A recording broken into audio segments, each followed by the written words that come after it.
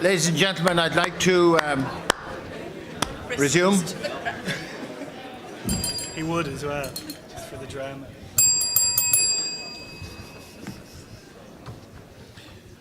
Okay, we are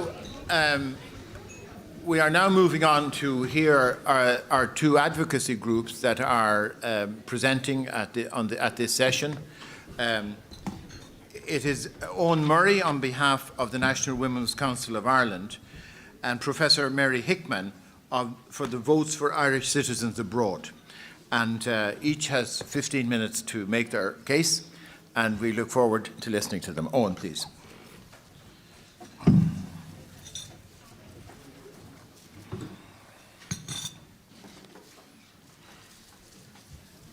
Thank you very much, Mr. Chairman, and thanks to you and all the Secretariat for inviting us here. This is the third time that the National Women's Council has had the opportunity, and my second time, so I'm appreciated to be asked back. We must have done something almost right the first two times.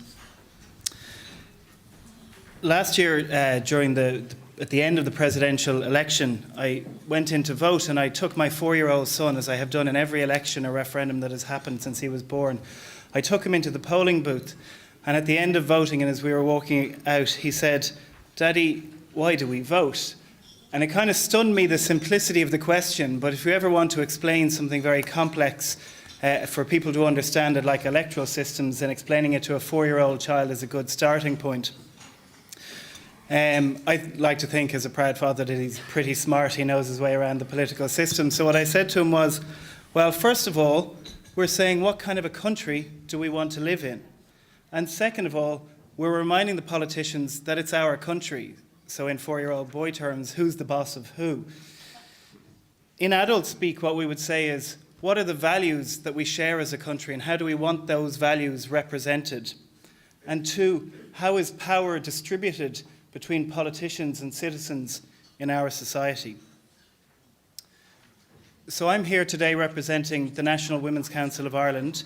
We've been around since 1973, and we're the leading national women's membership organisation, and we represent a whole range of different kinds of women's organisations. So professional groups like the Irish Women Lawyers Association, the Irish Country Women's Association was a founding member group, 50-50, Women for Election, and then women's centres in places like Longford, Waterford, Monaghan, Donegal, all across the country. We have 165 different members.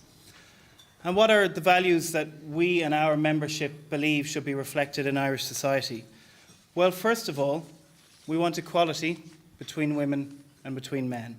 And we know that in Ireland, in the last few years, despite the recession, that the income of the wealthiest people has gone up and the income of the poorest people, often women, has gone down. And we know that in Ireland, the gap between the pay of women and men is 16%. Second of all, we believe in the value of solidarity. That means including those people who are marginalised, who are underrepresented, who don't always have a voice in our society. So, for example, we've never had a traveller woman in the Dáil. We've never had a Muslim woman in the Dáil.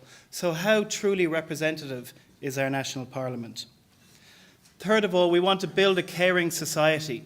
And not just a caring society, but a caring society where men take on as much responsibility for caring for family, for friends, for relatives, as women do. Because we know that women in Ireland do the overwhelming majority of care work, both at home and outside the home.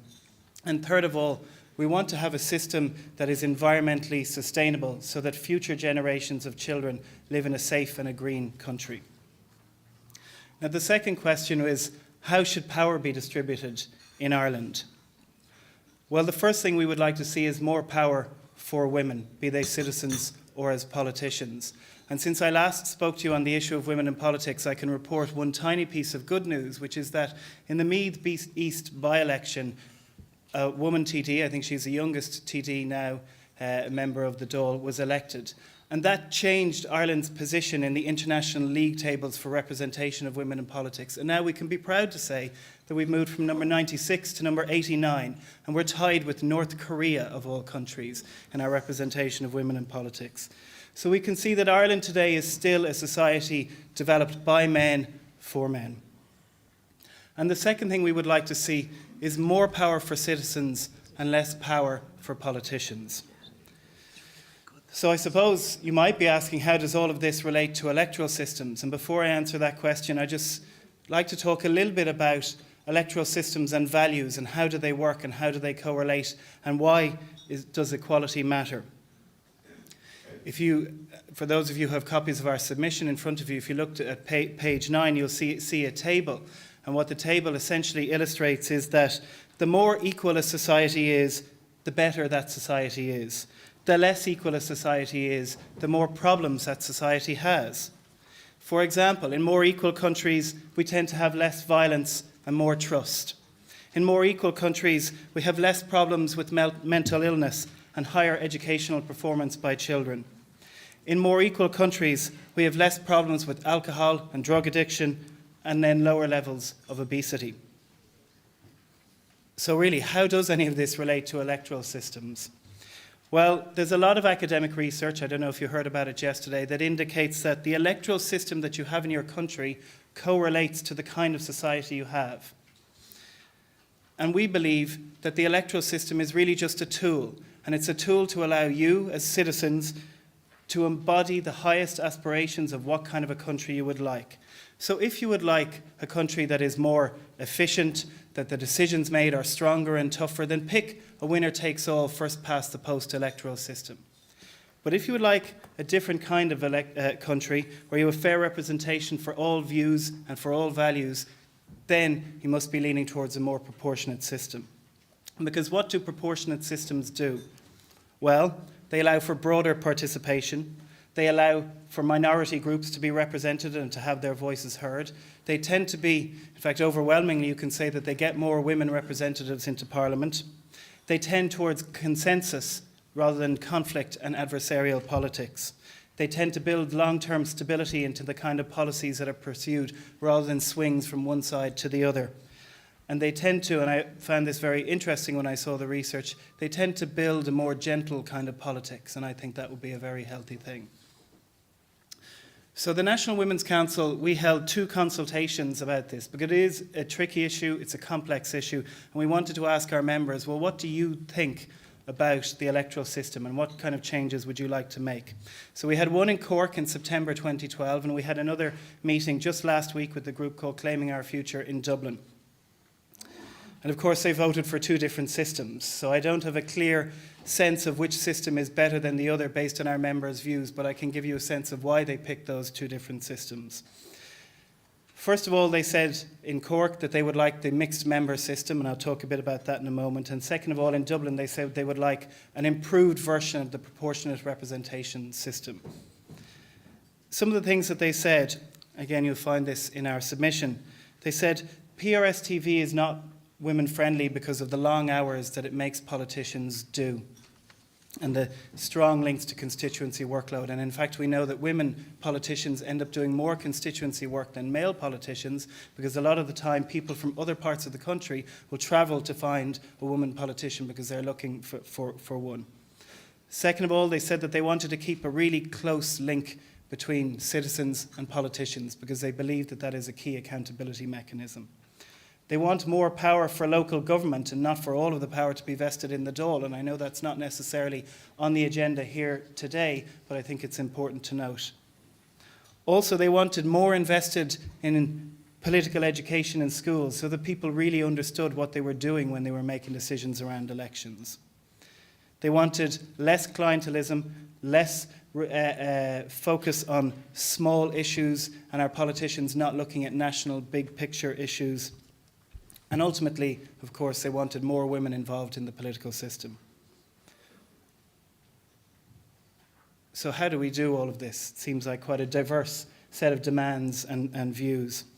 Well, what the members of the National Women's Council said was that they would like an improved version, option 1, an improved version of the proportional representation system. And the 2 things that they would really like to see within that are, 1, larger constituencies. So why do they want larger constituencies? Well, all the evidence shows, particularly in Ireland, in the way that our PRS TV system is established is that the bigger the constituency, the more women you tend to get elected. And the simple reason for that is because the women in parties tend to be the second or the third candidate, so they get brought in bigger constituencies in a way that they don't in smaller constituencies. And the second thing that they wanted was direct democracy.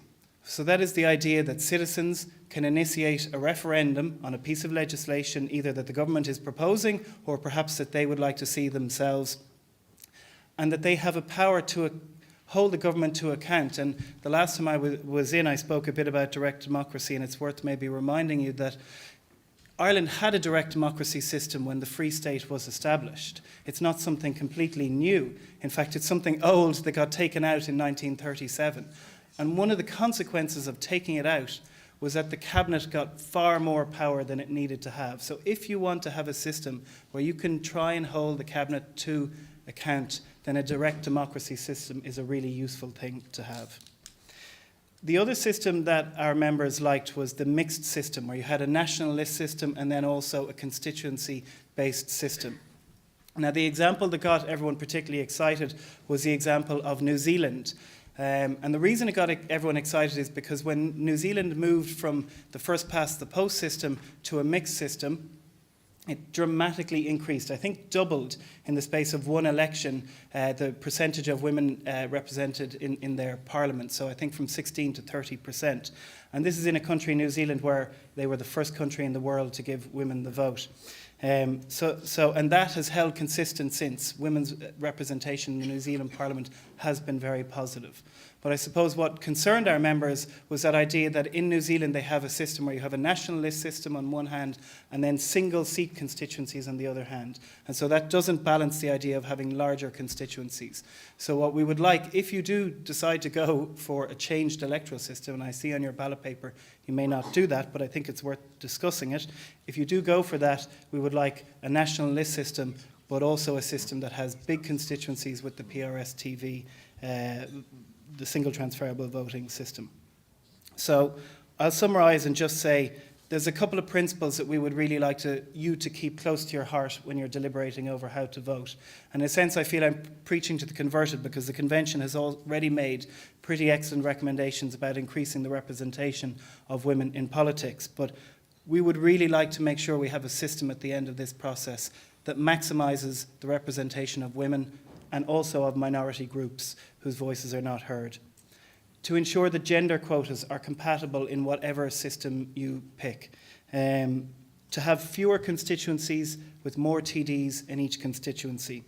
And as I said, if you are changing the system, to pick a mixed system rather than a first past the post system, but a mixed system that also has large constituencies so we can maximise the numbers of women represented. Thank you all very much. Thank you.